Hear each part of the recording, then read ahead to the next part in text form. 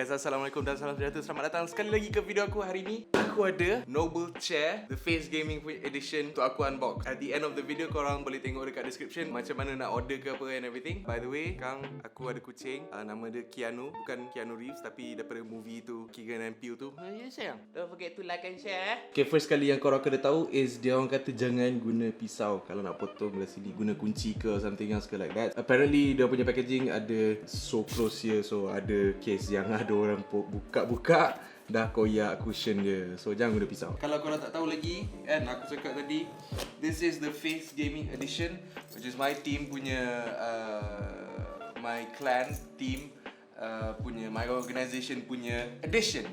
It's kind of big, you know. Plus korang tahu Noble Chairs, yang ni epic punya version. And that reveals the logo. Woo!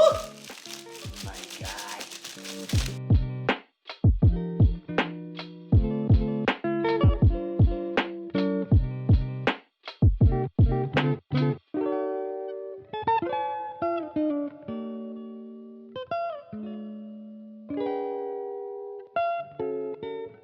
Guys, aku dah pasang kerusi gaming like, I think ni kerusi gaming aku yang ke-6 kot. Only 2 yang awal-awal tu, yang 2 tu were basically terrible quality. Jangan tanya lagi kerusi gaming aku lagi satu yang nak pergi mana. Itu pergi dekat Vanna, kat bini aku. Okay guys, this is by far, you know, proses untuk screw benda lah ni, screw benda lah ni, the easiest so far daripada kerusi-kerusi yang aku pernah pasang. Keanu sayang, apa? Kerusi baru daddy. Yes, we call ourselves mom and dad, mommy and daddy to our cat. Love you. What? I love you. I still get you.